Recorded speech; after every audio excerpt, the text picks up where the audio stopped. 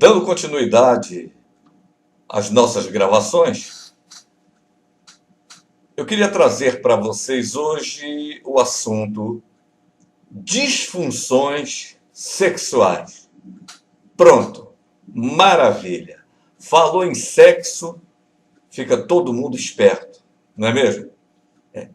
Então nós vamos conversar hoje a respeito das disfunções sexuais. Essa coisa que atrapalha a nossa vida, os nossos relacionamentos, que mexe com a autoestima de muita gente. Vamos falar um pouco sobre isso nessa palestra. Bom, disfunções sexuais. O que são disfunções sexuais? Com exceções de natureza fisiológica, questões que acontecem no organismo, a maioria das disfunções sexuais, elas se relacionam com problemas emocionais. E elas podem advir de, primeiro, uma educação sexual completamente errada, completamente inadequada. Uma educação sexual severa ou liberal demais. Os mitos, as histórias que são colocadas através dessa educação que é dada. As pessoas contam historinha. Na realidade, a nossa vida é permeada de historinha. Nós estamos sempre acreditando em historinhas que nos contam. E, de repente, dentro desse processo do contexto sexual, tem muito mito, tem muita invenção, tem muita mentira, tem muito tabu. E isso causa problemas no futuro. Também pode advir de traumas infantis, abusos sexuais na infância. Aí a criança cresce pensando que aquilo é ruim, que aquilo é nojento, ou que aquilo dói, e por aí afora. E também pode acontecer por motivos pessoais. As pessoas ficam presas a uma personalidade infantil. É tipo uma menina na cabeça de uma mulher e um menino na cabeça de um homem. Isso atrapalha em muito o relacionamento sexual no futuro. Podem ter origem também em crenças limitantes que vão se fixando desde a infância através dos exemplos que são observados em casa, como a mamãe falando: homem não presta, papai era um safado, teve várias mulheres, teu pai tem amantes no meio da rua, homem só serve para poder abusar da gente, nenhum homem pode ser confiável, e por aí afora. E também crenças de que o homem ele tem que ser o super macho, o machão, o infalível, o bom de cama. E quando eu falo bom de cama, eu não estou falando daquele cara que dorme muito, não. Eu estou falando daquele camarada que tem que ter um desempenho sexual à altura. Só que, na primeira falha que acontece, arrasa toda a confiança do indivíduo. E a autoestima dele, vai. Não só a autoestima, tudo vai. Também pode ter origem num casamento traumático, no desentendimento, numa série de fatores. Então, a disfunção sexual, ela está presente em várias situações. Então, nós vamos falar delas. Disfunção sexual. O que é a disfunção sexual? A disfunção sexual é a incapacidade que o ser humano tem de participar do ato sexual com satisfação. Ou seja, se sentir plenamente satisfeito, se sentir relaxado, aliviado, tranquilo, feliz. Isso acontece devido, primeiramente, à dor relacionada ao ato. Poxa, você fazer um ato sexual sentindo dor é desprazeroso. Ninguém vai ter prazer sentindo dor. A não ser o masoquista, que gosta de apanhar com o chicote no lombo e por aí afora. Mas tudo bem, isso foge à regra. Mas ninguém consegue ter um bom relacionamento sexual sentindo dor. Também pode acontecer devido a um impedimento em uma ou mais fases do ciclo da resposta sexual. Por exemplo, no desejo, na excitação, no orgasmo e na resolução. Na parte final, na parte onde você se descansa, onde você se relaxa. A disfunção sexual ela acontece quando a pessoa não consegue satisfação no seu desempenho sexual. A disfunção sexual ela pode se manifestar de que maneira? Bom, ela pode se manifestar como uma diminuição da libido, ou seja, a falta do desejo sexual. Ela pode se manifestar por alteração da excitação, a inibição da sensação genital, a disfunção eréctil, a falta de lubrificação nas mulheres, a ejaculação precoce nos homens ou a ejaculação retardada. Essa daí é uma disfunção, mas uma disfunção que dá até para segurar um pouco, né? Porque retarda, então o cara fica ali, né? Mas tudo bem, mas também é uma disfunção. Ela pode acontecer por ausência do orgasmo e pode acontecer por presença, como eu disse, de dor antes, durante ou depois do ato sexual. Fisiologia das causas da disfunção sexual. A causa da disfunção sexual ela é muito variada, ela é multifatorial, onde se inclui também problemas psíquicos, como ansiedade, depressão e outras coisas mais. Outras causas da disfunção sexual são doenças orgânicas, como diabetes, a hipertensão arterial, o abuso de drogas e álcool, problemas hormonais, alterações nutricionais, os efeitos colaterais de medicamentos. A obesidade, o colesterol alto e o fumo, né, o cigarro, também são fatores de risco. A hipertensão, ela traz problemas devido à medicação. O indivíduo toma medicação para dilatar, né, se eu não me engano, as artérias. Então, vai dar problema. O indivíduo que abusa de droga e de álcool não tem problema, né? Já está estipulado a situação. O indivíduo fica... Eu nunca vi ninguém bêbado conseguir ter relação sexual, né? O cara bêbado já está mole. Com relação sexual, então piorou, né? Quando não, vomita em cima da parceira, né? As mulheres sofrem por causa dos problemas hormonais, né? Principalmente na época da menopausa. O indivíduo que está mal nutrido também, está fraco, ele também não tem condição de ter uma boa relação sexual. E, como eu disse, os efeitos colaterais de alguns medicamentos que o indivíduo toma, que vai ter influência direta no problema sexual. A incidência da disfunção sexual. Bom, vamos lá por ordem, né? A primeira delas é a disfunção eréctil. Ela é a campeã das reclamações masculinas, ou seja, o camarada não consegue colocar o guindaste de pé. Não tem como ele colocar o guindaste em pé, né? Então, o homem teme isso. Eu sempre digo que mulher sempre é mulher, mas o homem ele depende de uma coisinha a mais. E se isso falhar, meu Deus do céu, é um desastre. A anorgasmia, né, que é a dificuldade de atingir o orgasmo, é o maior problema feminino. Tem mulheres aí incontáveis que não conseguem, nunca experimentaram o orgasmo. Então, é o maior problema feminino. A frigidez é o segundo problema feminino.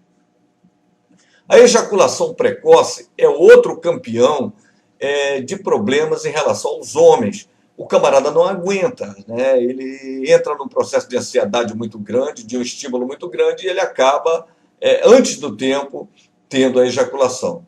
E o vaginismo, que é a contração dos músculos da vagina na mulher, que Deus o livre, é terrível. Até para exame ginecológico fica difícil se tratar de uma mulher que sofre de vaginismo. As causas mais comuns. Depressão. A depressão é um dos mais importantes fatores de risco para as dificuldades sexuais. Por quê? Porque causa, primeiro, desinteresse pela atividade sexual. E isso compromete o desejo. E comprometendo o desejo, dá uma incapacidade tremenda de sentir prazer. Isso é próprio do estado depressivo. né, esse desinteresse pela atividade sexual. A ausência do desejo que está presente atua da seguinte forma: sem desejo, o ciclo do desempenho sexual ele fica completamente impedido já no seu início. Não tem início de relação sexual sem o desejo. Tanto que o indivíduo pode tomar até os Viagras da vida, ou seja, outros comprimidos aí, que se ele não tiver desejo, ele não consegue, nem tomando medicamento, ter um início sexual.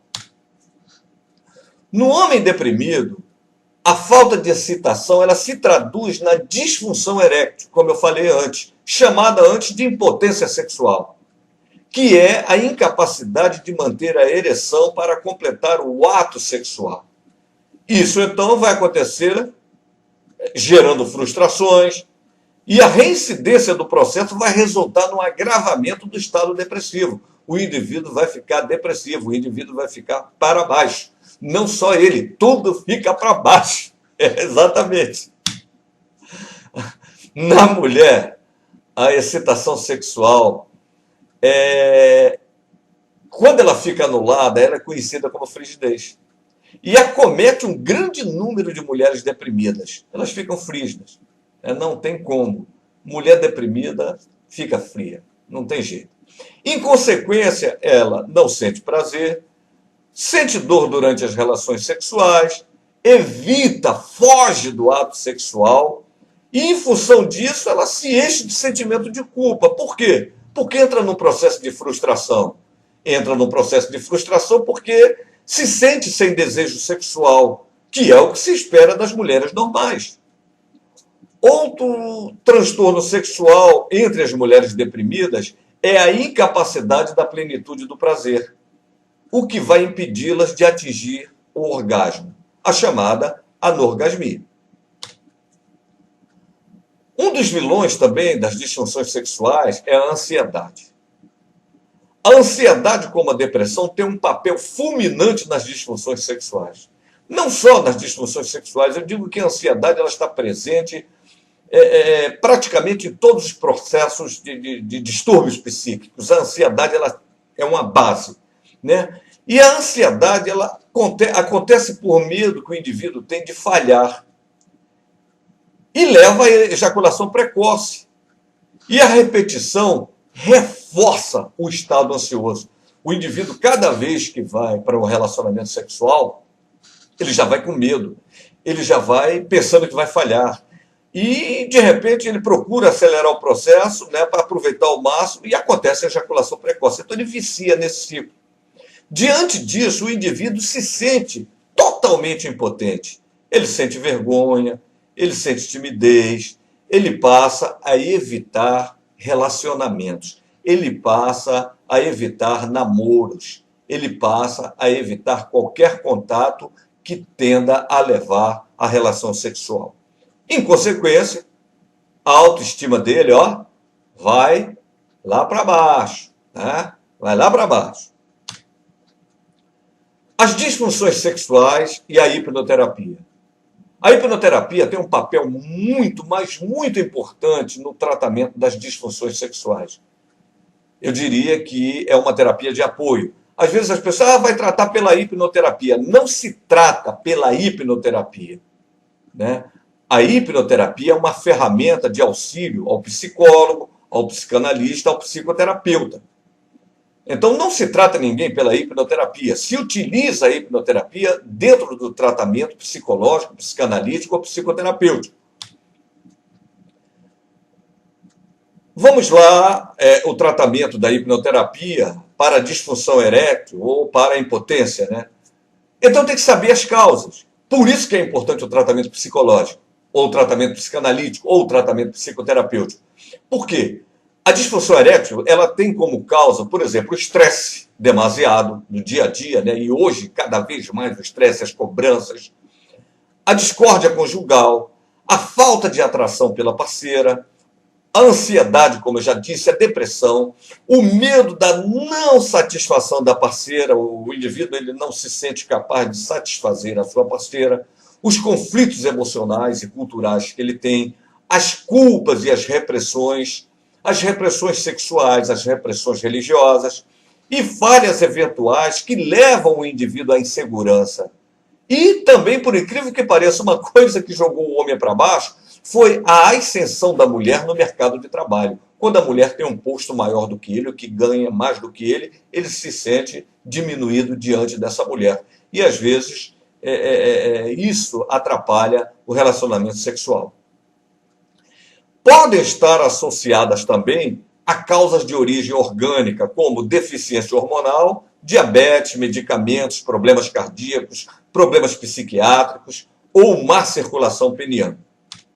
Bem, todas as disfunções sexuais, elas podem ser tratadas pela hipnoterapia. A hipnoterapia vai trabalhar dentro de um processo centrado na impotência psicogênica, ou seja, na impotência psíquica que o indivíduo está carregando. Vai procurar buscar a identificação das possíveis causas para traçar estratégias de reversão do processo. Por isso que é importante o trabalho psicológico, o trabalho psicanalítico, o trabalho psicoterapêutico, pela seguinte questão.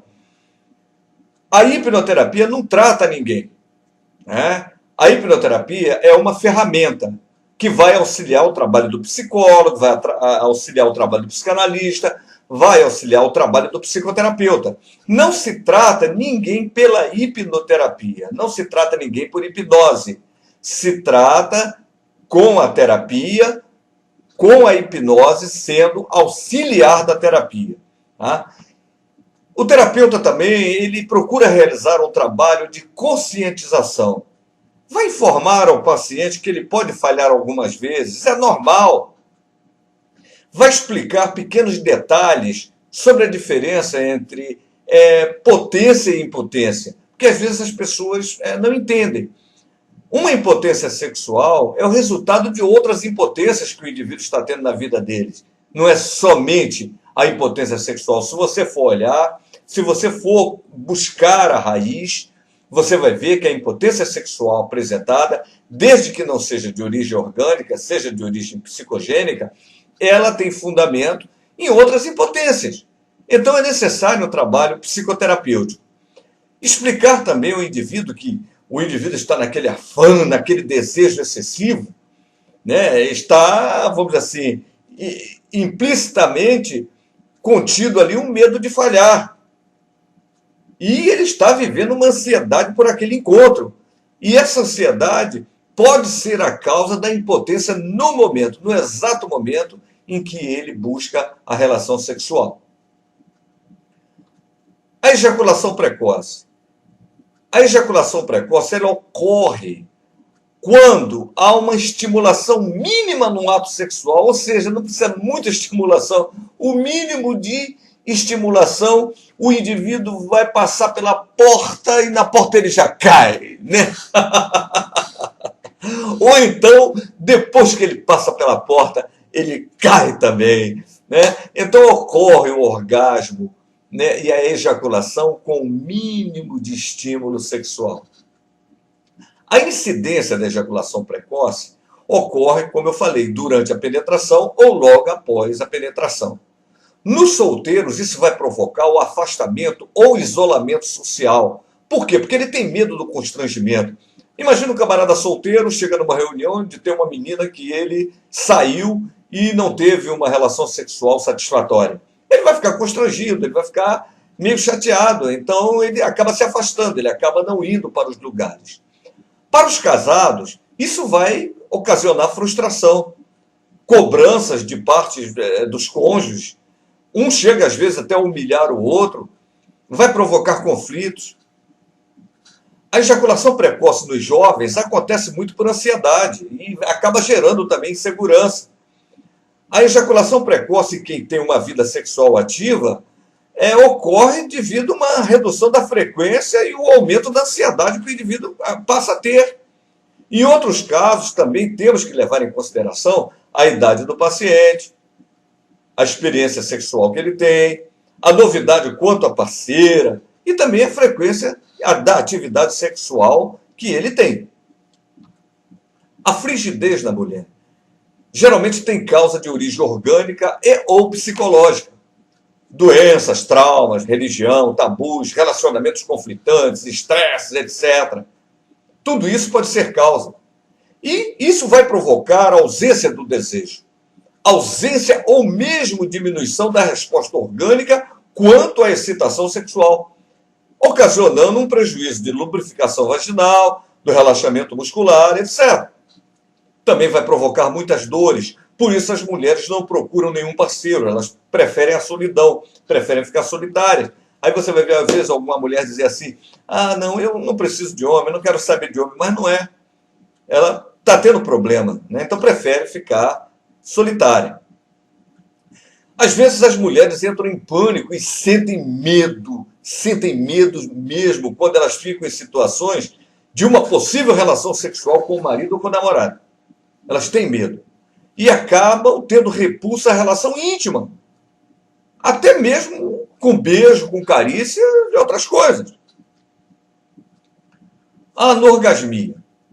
A anorgasmia é a incapacidade da mulher de obter o orgasmo no ato sexual, ou mesmo na automanipulação, né? Ali na automasturbação. Geralmente tem um funcionamento orgânico normal. Ela se sente excitada sexualmente, mas não tem a resposta necessária para o ato sexual. Não tem a resposta necessária para que consiga obter o orgasmo. Existem casos de orgasmo com a automanipulação, e isso pode levar ao distanciamento de parceiros. Por quê? A pessoa só chega ao orgasmo se automanipulando, ou o parceiro vai olhar, mas poxa, eu não sou capaz de dar satisfação a essa mulher, né? Ela precisa se satisfazer sozinha, o que é que eu estou fazendo aqui? Então vai acarretar dificuldade na relação. E pode não ter satisfação que teria com o ato sexual. E isso vai trazer um mal-estar e a sensação de falta no final, uma sensação de vazio. As causas da anorgasmia é uma educação sexual adquirida. Ter orgasmo é coisa feia, é coisa de mulher de rua e por aí, etc. Pode ter sofrido abuso na infância ou mesmo na adolescência. No caso de abuso, a influência da forma com que isso aconteceu, toque, penetração, dor, pode ser responsável por isso. Essa experiência ela pode continuar quando a vida sexual se iniciar. A falta de conhecimento do próprio corpo, uma repressão forte, seja religiosa, seja por parte de pais, com falta de informações ou informações distorcidas a respeito do que seja o relacionamento sexual, a falta de liberdade para conversar, para abordar o assunto com o marido, com o namorado, com o companheiro, seja lá com quem for, até com os pais, né, que é muito difícil, e a falta de comunicação entre o casal. Eles conversarem sobre o que dá mais prazer um ao outro, isso é importante, né? O vaginismo. O vaginismo é a contração involuntária dos músculos próximos à vagina. Eles impedem a penetração pelo pênis, dedo ou espéculo ginecológico. Né? Não entra nada. Fechou para balanço. Né? A mulher não consegue controlar o movimento de contração. Apesar de até querer o ato sexual, existe um intenso sofrimento. Então não há santo que dê jeito. Nesse momento pode até aparecer sinais de pânico, pode ter reações psicossomáticas como náusea, suor excessivo, falta de ar, quando a pessoa tenta enfrentar esse medo, esse pânico. E esse pânico aparece quando ela se aproxima do seu parceiro. Mesmo desejando um contato sexual, não tem como. Né? O vaginismo vai estar presente. As causas do vaginismo, como falei, são os desequilíbrios hormonais, nódulos dolorosos ou infecções nos genitais. Pode acontecer também pelo uso de medicações com efeito colateral na diminuição da lubrificação vaginal. Tem medicamentos que provocam isso. Também tem causas psicológicas, como eu falei, abuso sexual, estupro, os pressupostos, como escutar dos pais que sexo é sujo, que sexo é pecaminoso, que é isso, que é aquilo, culpas que a pessoa carrega, raiva entre o casal, dificuldade em unir amor com sexo na mesma pessoa, ou seja, o homem tem a esposa e quer se comportar como se ela fosse uma prostituta, né? Vamos dizer assim, que, né, arregaça, né? Como se fala. Muito bem. Então, existe essa dificuldade em unir amor com sexo, com a mesma pessoa. Ou então aquela relação violenta, em que o marido ele é violento, ele é bruto, ele é terrível. Né? Tem muitas pessoas, muitas mulheres que sofrem com isso. Bom, é, é incrível, né, que às vezes no consultório as mulheres é que vão procurar para falar sobre os homens, para falar sobre os maridos. Um dia desses uma chegou para mim e disse assim: professor Lins, eu queria falar com o senhor o seguinte, porque, sabe, quando eu estou naquela hora que vai chegando, mas que hora? Não, não, aquela hora, o senhor sabe, né, eu não sei de nada. Aquele momento em que a gente tá ali, né, chegando junto, aquela coisa. O meu marido, na hora, ele não trinca.